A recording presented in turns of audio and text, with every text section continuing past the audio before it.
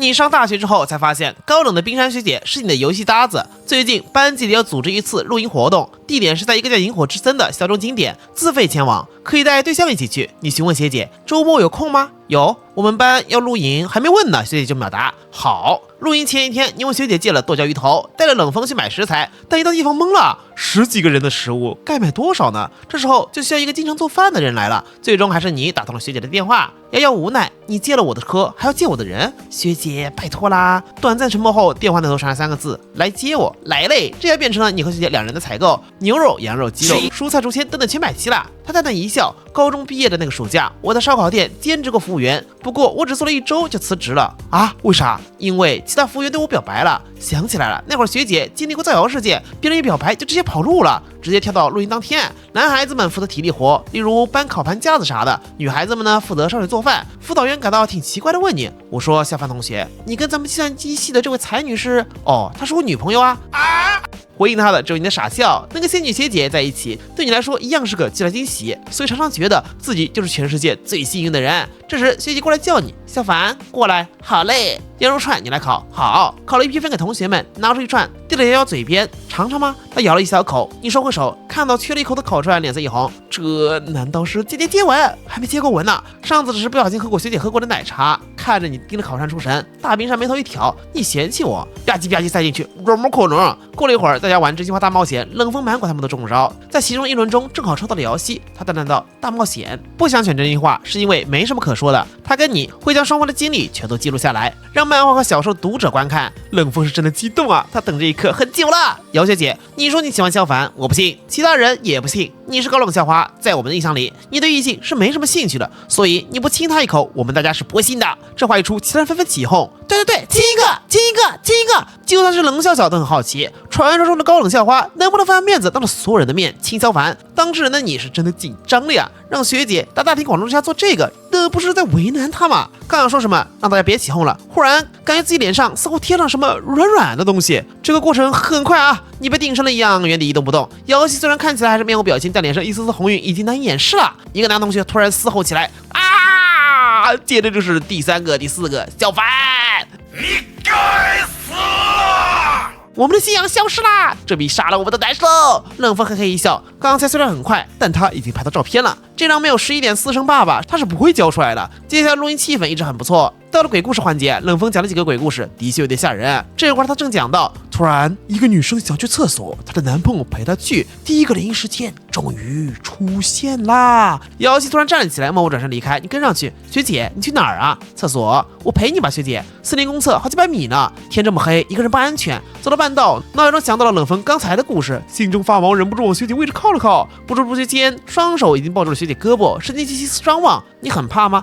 开玩笑，怎么可能？我怎么可能害怕？但手还是没松。等不同学姐进卫生间后，你在门口鬼鬼祟祟看着四周，跟做贼似的。这里不会有什么脏东西吧？有点怕，但也不是很怕，毕竟有学姐在嘛。突然感觉身后似乎影子在接近，回头看啥都没有。奇怪，刚才确实有动静来着。头转了回来，看到面前出现一个披头散发的女人，双手抬起，一步步走来。我是妖怪，你忍不住扑哧一笑，轻轻拉住学姐。她站在月光下，脸色微红，下意识移开目光。为什么不怕？你笑了，学姐，哪有你这么好看的女鬼呀？没忍住，伸手在学姐脸上捏了一把，软软糯糯 ，Q 弹 Q 弹。她迅速转过身，头发乱了。哦，那一会儿我帮你说。回地的路上正好有一个小休息站，你让学姐坐在椅子上，拿梳子给她梳头发，动作轻柔。随后拿出一个小皮筋，把学姐的头发给绑了起来。散步回去的路上，你开口，学姐，这座森林叫做萤火之森，你看过一部同名动漫吗？她摇摇头，你叙述了这个令人遗憾的故事，那是一个人类女孩和一个只要被人类碰到就会消失的男孩相爱的故事，从开始就注定没有结果，注定会以悲剧收场的故事。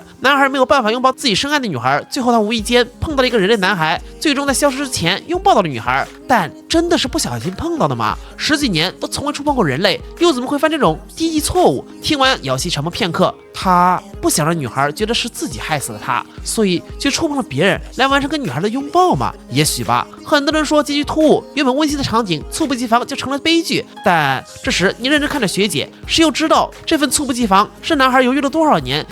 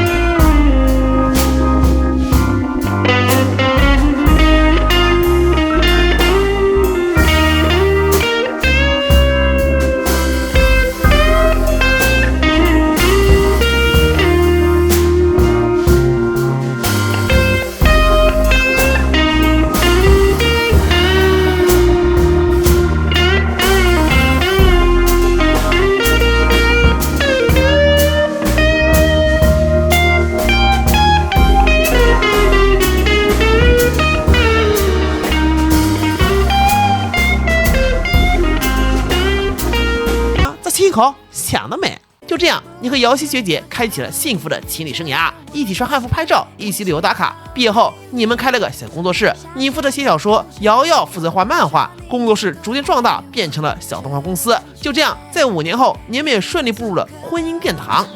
牵我的手，我知道你会带着我向前走，我不需要天长地久的承诺，只要你每天都想着我，1遍2遍3遍4遍，不嫌太多。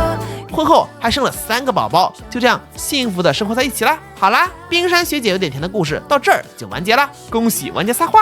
本作的确是一部含糖量极高的作品，而且和之前的题材有点不同，是一个和冰山学姐逐渐靠近、互相感受的一个过程。里面男主的恋爱观，我个人是比较喜欢的，和时下的快节奏不同，他的观念是慢慢来，一点点靠近，都是一开始提倡走得长远的想法，这样的感情才会更加牢固吧。也许学姐正是感受到了这份真诚，才逐渐融化，也开始接纳一个陌生男孩子闯入自己的生活。其实原作呢，后续还有不少甜甜的恋爱小故事，但我的改编篇幅有限，做了个原创结局就此完结啦。对后续还感兴趣的，可以在番界小说手机端搜索冰山学姐有点甜，第一个就是了。目前进度对于原作第155章转正，接着往下看就行。小说已经连载到300多章了，后面还有不少男女主的甜甜小故事，感兴趣的可以自行查阅哦。那么我是周周，我们下个系列再见，拜拜。接下来是消防宇宙的彩蛋时间。在一处小世界内，一间山洞，龙小小看着城市里瑶希揉揉额头，他不理解为什么每次穿越世界寻找师傅人格碎片的时候都是他先醒来，而且和萧凡待的时间不够，收集不到灵魂能量。虽然现在他们是盟友，但还是好气。说好的联盟，为什么主导权不在他手里？而龙小小旁边站了一个黑袍人。小姐，你的朋友成功了，带回来的灵魂能量还不少，你怎么知道？我们族人特有的秘密，你到底还有多少是我不知道的？小姐想知道什么都可以问我。虚伪，怪不得我老爹要把你封印。他撇撇嘴一挥手，黑衣人就消失不见。不知道过了多久，瑶希终于醒来。怎么样？这次收集到的是哪种碎片的能量？瑶瑶点头，是爱。虽然这次量很多，但就是不知道什么时候能合成一个完整的。现在他能明显感受到能量了，他敢肯定，如果能收集到更多，就可以感应到其他能量的所在地点，到时候说不定就用不到龙笑笑所谓的龙族魂魄定位法。我也不是很清楚，等我再回去翻翻古书吧。龙笑笑好奇，话说你回来的时候有遇到什么异常吗？还真有2股能量随着我一起出来，只是当时记忆并没有完全恢复，只是感觉很熟悉啊！难道是他们？不应该啊！就算他们有这个方法，也难以在短时间收集大量资源来维持模拟世界啊！尽快收集吧，我预感我们马上就和他们又正面交锋了。与此同时，另一方小世界内，公孙雅柔在房